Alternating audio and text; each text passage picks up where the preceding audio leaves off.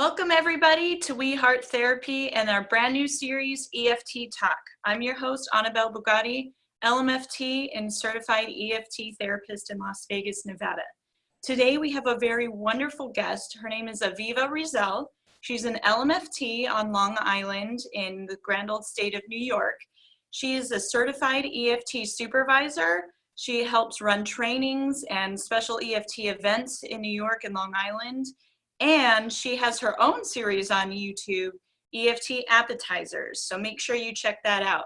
Thank you so much, Aviva, for being part of our show. Thank you so much, Anabelle. This is such a privilege to be here, and it's really fun to be speaking to you from my set of my YouTube show to you on your YouTube show. So it's really fun. It's like little worlds colliding here. Yeah, that's really exciting.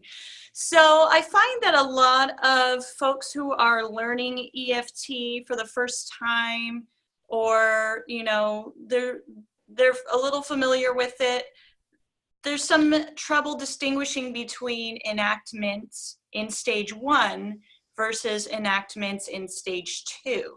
And of course, the course of EFT, we use enactments as the vehicle through which we work through the entire process. But of course, we're going to be enacting different things in stage 1 versus stage 2. And I think this will also be helpful for people who are trying to get certified and looking through their tapes. So can you sort of speak to what the difference would be between enactments in stage 1 and stage 2, and then maybe give us an example? Certainly. It's a great question, and I think that a lot of us can get tripped up on it if we're not clear on what each piece is for. So enactments are kind of funny because it's an intervention that we use throughout all the stages of EFT.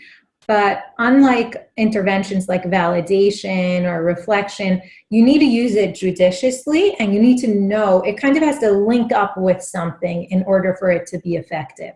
So in stage 1, we're going to use the intervention of an enactment kind of as a de-escalating tool. And we keep it in our pocket. We wait, we reflect, we validate, we track the cycle until we start to hear something that sounds new and taps into some sort of vulnerability or longing or pain.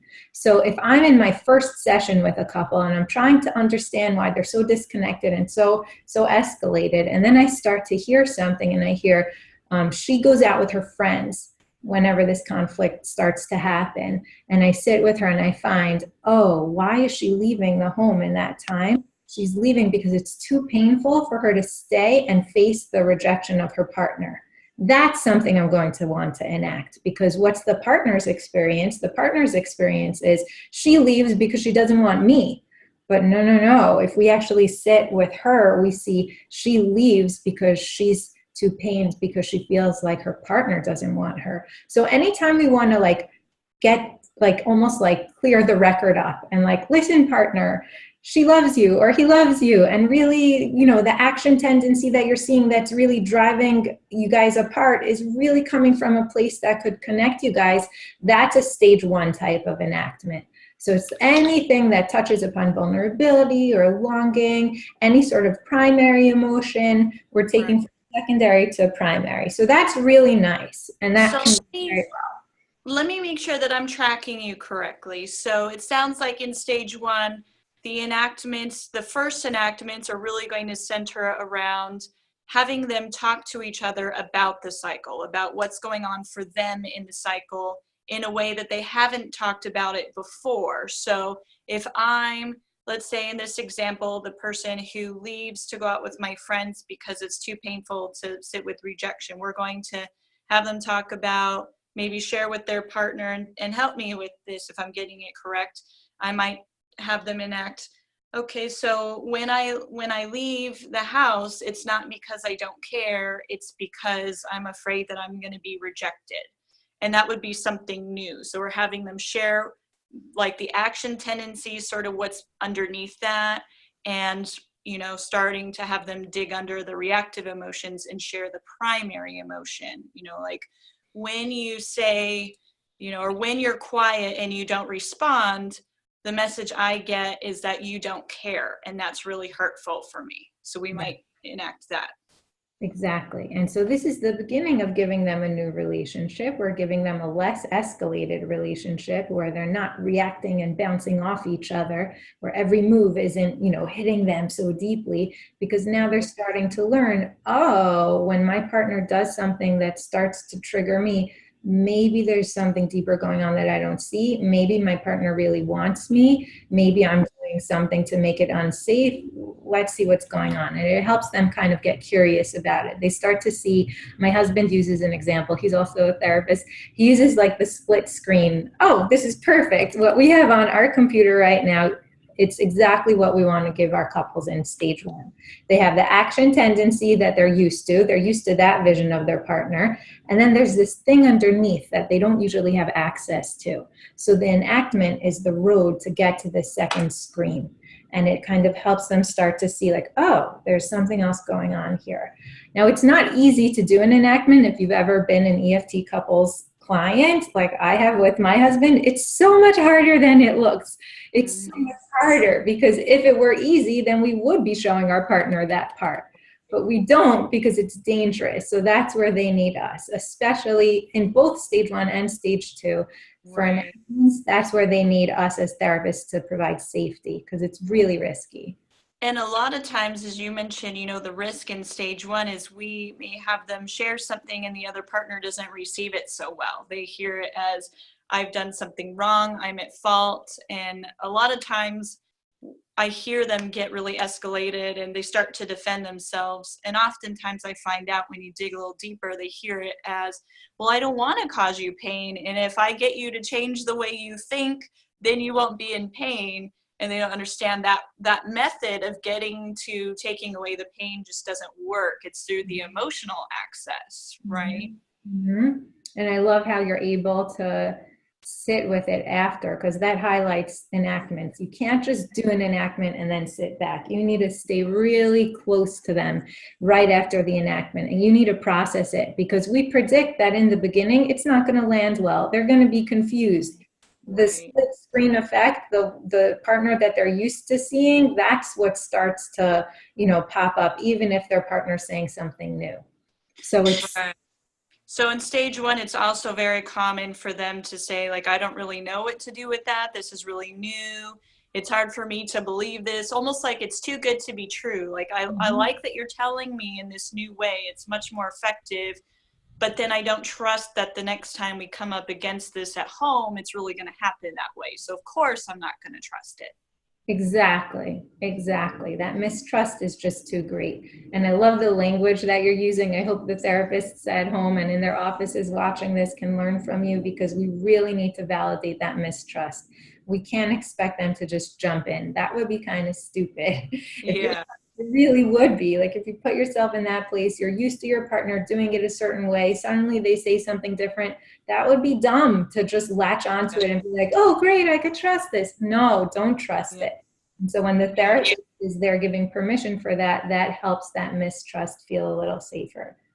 Yeah, so it sounds like stage 1 is really teaching them how to talk about the process, the way that they're fighting in a way that they haven't talked about it before. Because at home, they're getting really caught up in maybe insulting and blaming. Well, you're a jerk when you do this. And, they get stuck there and they don't realize a lot of times we find with couples, part of the reason is they're jumping to assumptions about their partner's behavior, and that assumption has an emotional reaction. And now we're getting them to dig deeper and to actually talk about those assumptions and saying, when I hear this, this is what stands out for me, and this is how that affects me. And then I react in this way. And when I react this way, it's not because I don't care, I don't love you, it's because I'm trying to reach you and I don't know how else to reach you. So, like when one person shuts down and the other person protests, I say it's sort of like your partner's just put up this brick wall and the protester's taking out a sledgehammer and trying to break it down. And of course it feels threatening to the person on the other side of the wall because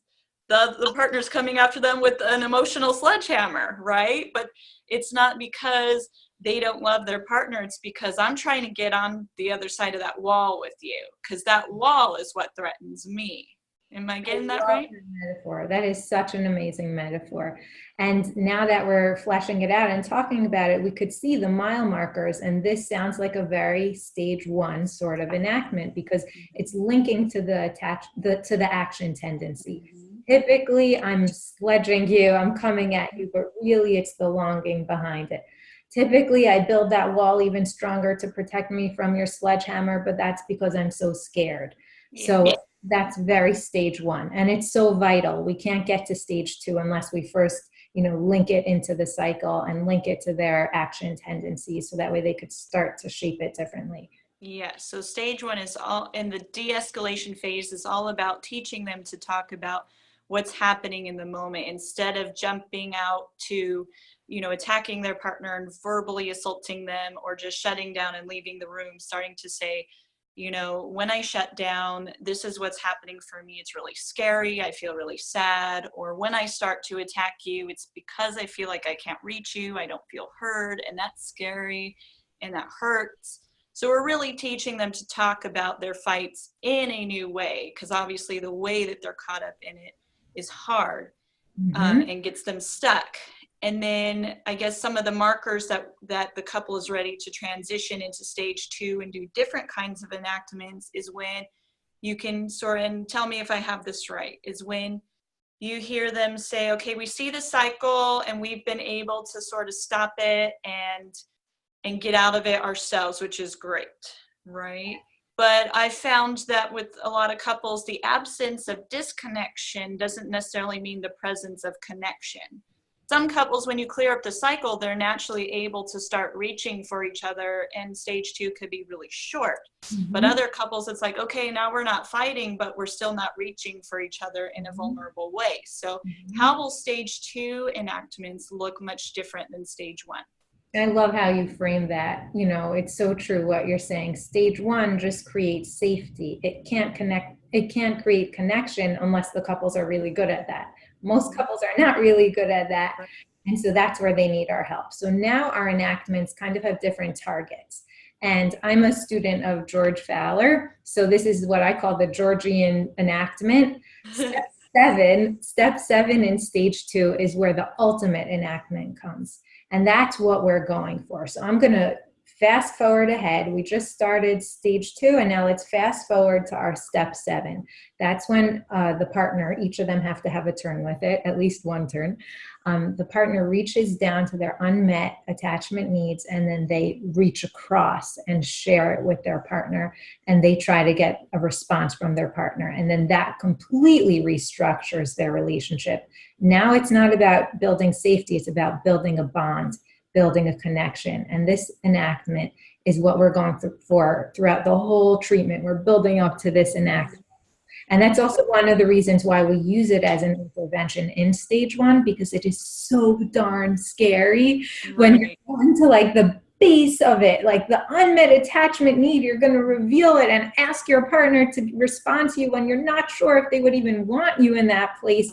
You have to like build up immunity little by little. And that's why we sprinkle in enactments all throughout stage one, even when it feels like unnecessary. It's important to have them have that muscle memory and that experience of like, okay, this is scary. Let me jump off a little cliff. Okay. And now we're taking them to the highest cliff. This is like the gold medal moment. So what is in this moment? What are we looking for? First, we want to go for the deepest fears and the deepest longing. In stage one and in the beginning of stage two, we're starting to touch on the primary emotion, and we can see some of the attachment stuff, but we want to go so deep, like it's a little bit sadistic how deep we want to go. We want to go to the place where we're hearing our partners feeling unsure of themselves, and their language would sound something like, I just don't know how to get it right. I don't think I'm ever going to get it right. I can't imagine anyone would want me in this place. And yes, we can get pretty much every human being down to that place, no matter how guarded they are, no matter what their secondary strategies are. If we honor all the blocks, then we can get them to that place. Once we're in that place, we want to heighten the fact that this is scary and that they may not feel wantable in the here and now. How does it feel for you with your partner looking at you, seeing you like that? I'm not sure that he would want me like this. I might be disgusting for him right here.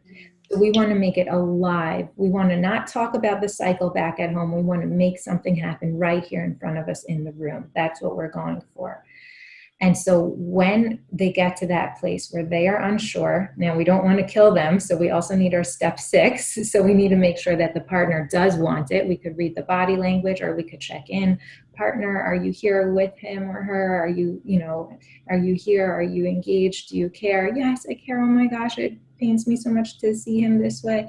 Okay, good. That's a good step 6. Now we could keep going. And then we say, what do you need in this place?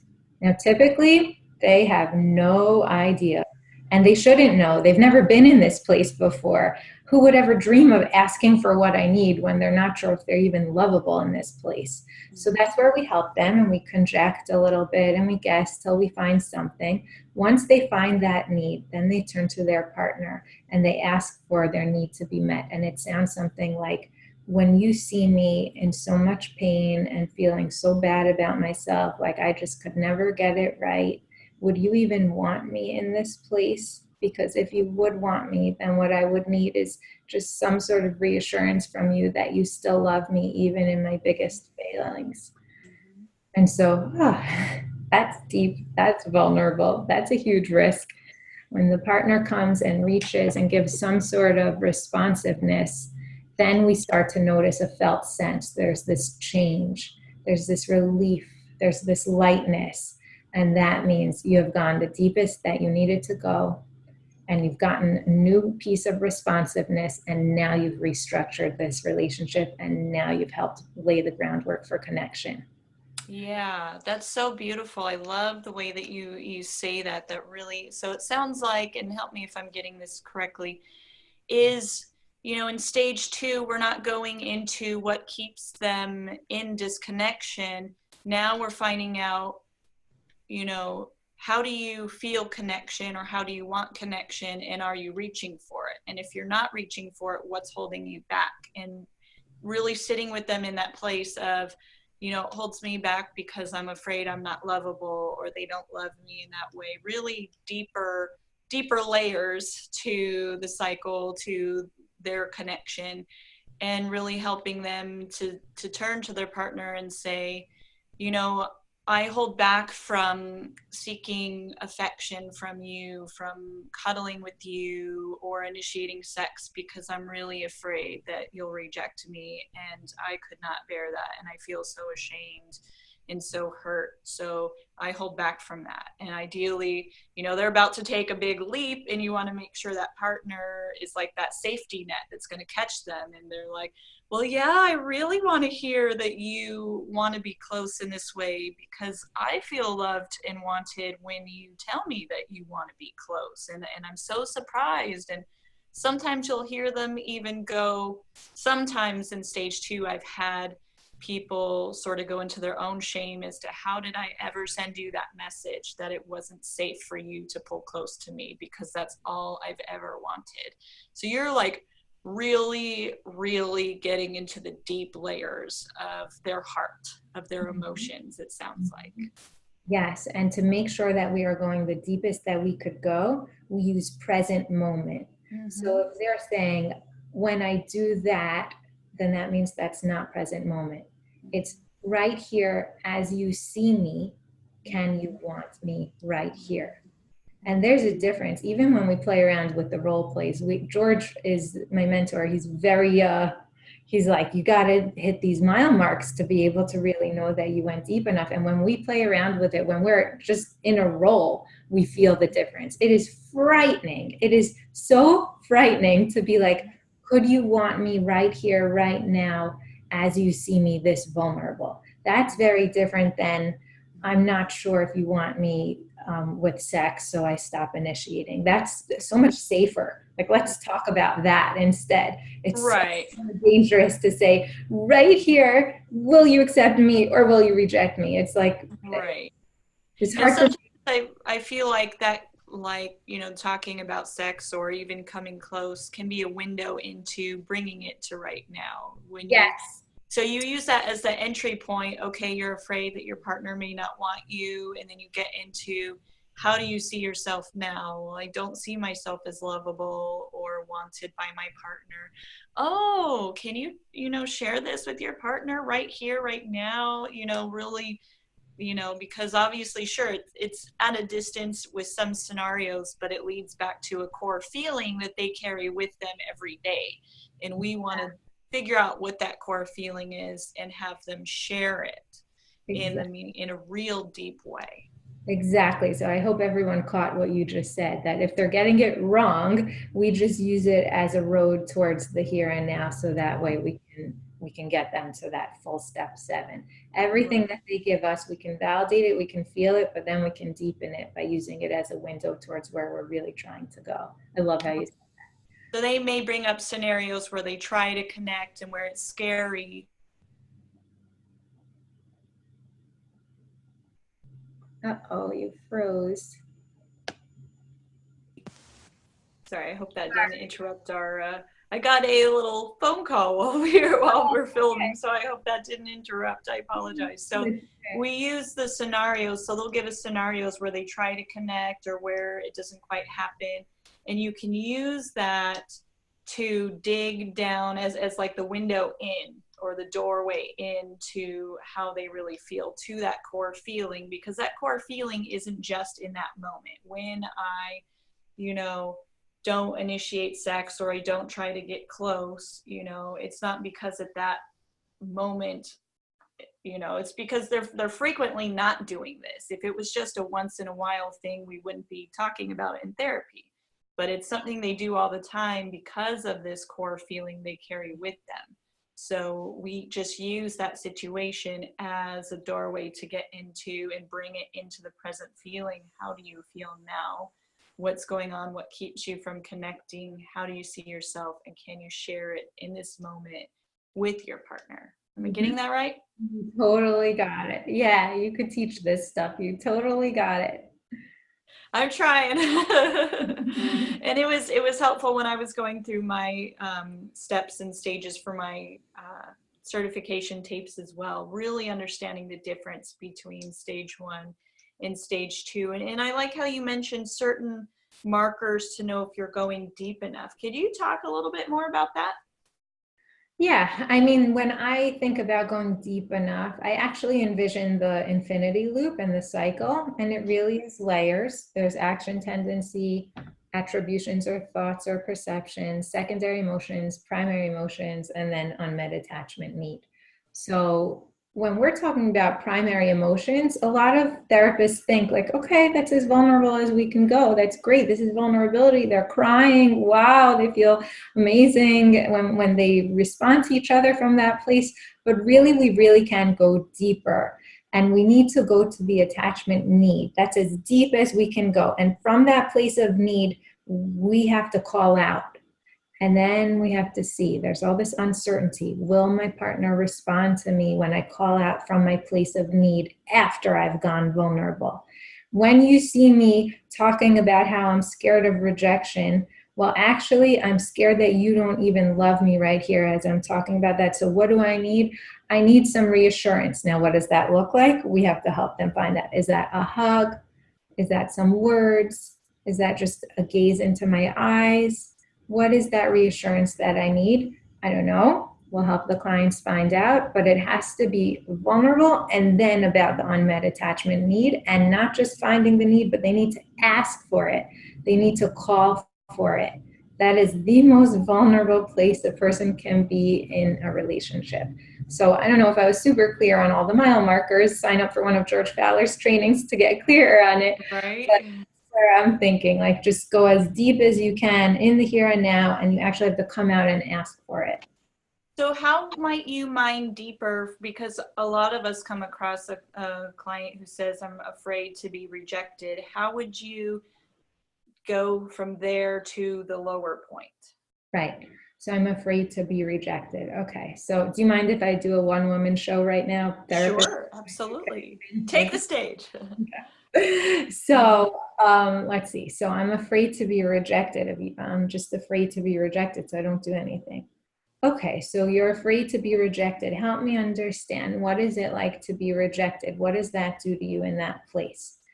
Well, it just kind of shuts me down, and I feel scared, and I feel just like I just start to disappear. Oh, so you start to disappear. Oh my goodness. So when you start to disappear because someone's not there for you, what does that say about you? Who are you in that place? I'm just invisible. I don't matter, and I'm kind of worthless. I'm actually kind of worthless. You're worthless here? Yeah, I see that. So of course you don't want to reject getting this feedback that you're worthless. So of course you don't want to risk getting this feedback that you're worthless. So you don't risk rejection at all. You don't go there. And so now, as he's talking about worthless, that's already starting to be unmet attachment need. You know, like it's a little deeper than rejected because it's talking about who he is as a person. Rejection is talking about like what just happened. Someone rejected me. But how do I make sense of it? Why would someone reject me? Well, if I really work on my model of self and dig down into there, I'm going to see it's because I'm not worth it. I'm not lovable. I don't matter. I'm so insignificant. And that is some of our deepest attachment needs. We need to know that we matter. We need to know that we're cherished. We need to know that we're beloved in every place, in the places that we're succeeding and in the places that we're failing. So I would kind of just go down layer by layer, validate, and ask evocative questions to try to get there. But I do have an agenda. I want to know his model of self in that place. Who are you in that place of pain? I like that. I like that question. Who are you in that place of pain? The usual phrase I use to try to get there, but I'm always looking for new phrases because I want to do this better, obviously. But I might use something like, okay, so I hear you talk about feeling rejected. Oh, that sounds really awful. Can you help me understand what is that like for you to feel rejected? What do you feel in that moment? What does it feel like to feel rejected? And a lot of times they'll get down to like, I don't feel wanted, I don't feel worthy, so you don't see yourself as worthy. Yeah, I can understand why that would be so sad and so lonely for you, or whatever they've given me, whatever primary they've given with that. Mm-hmm. Yeah, and that's a great example of there's many roads to this. You know, if this is the inner truth, then all we need to do is knock on any door and we'll get there. So that's another beautiful way to get to that worthless place. Yeah, there's so much languaging around EFT that's very specific and unique to EFT as a model, I feel. And nobody steal this idea, but one day I have this goal of writing like an EFT language book, because there's so many helpful door handles that we as the therapists can use, questions that can help evoke those deeper things. That's what you mean by evocative questioning, is we're asking questions that will evoke something deeper. And sometimes, how you ask the question goes a long way with how much you can evoke. So I really appreciate, you sharing some other ways, some other phrasing that people could use to get to those deeper places. Yeah, thank you. Well, I'm just copying my mentors, pass it along. I think we're all just, evolving in this new language. I think it's wonderful. Yeah. So really to sum it up and bring it back home is, stage 1 is about escalation, what keeps them in disconnection, how are they fighting, and we're going to have them start sharing what's really underneath what they do and what they are thinking or assumptions that they're making in stage 1, and what kind of emotional response that has, and helping them to really share that in a way that's not like they are doing when they're caught up in the cycle.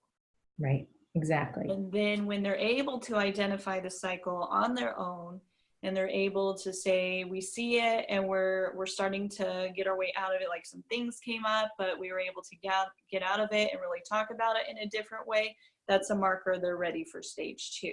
And then when we go into stage 2, we're really having them tap down to if they're not there already, because again, the absence of disconnection is not always the presence of connection. You know, Exactly. you're really having them get into, okay, are you connecting? If you're not connecting, what holds you back? And then we go into that and have them start to really, we mine deep for their view of self. You know, when you feel rejected by your partner, how do you see yourself in that moment? What does it feel like to feel rejected by your partner? What is that like in your world?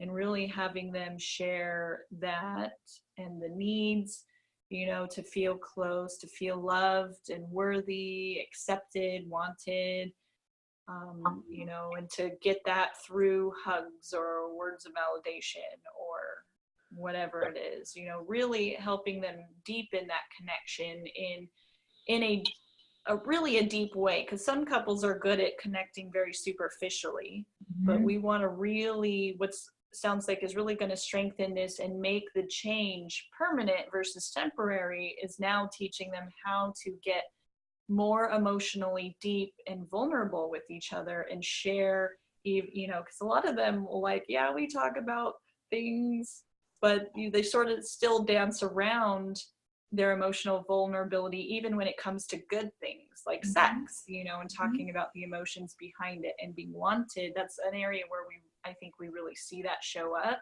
Mhm. and really helping them take it from superficial to really deep and emotionally intimate. We're really deepening emotional intimacy at this point and teaching them how to deepen that on their own so that Yeah. they can continue to do the work. And the way that we do that in stage one, we have them reveal themselves to each other. But it Mhm. feels like in stage two, we do more of that and we actually have them depend on each other. Yeah, And we do yeah. it through the enactments. I like that. That's wonderful. That's wonderful. Awesome. Well, thank you so much, Aviva, for being with us. I'm going to put a link to your series down in the drop down description for this box. If you Thank you. guys like our videos, make sure that you stay tuned and keep watching. Hopefully, we'll be doing some EFT talk videos at least quarterly, if not more often. It's only as often as I can get access to trainers and supervisors, and they're quite busy people. So thank you everyone for learning about EFT and taking the time to watch our videos, and just stay tuned. Thank you everyone. Thanks, guys. Bye.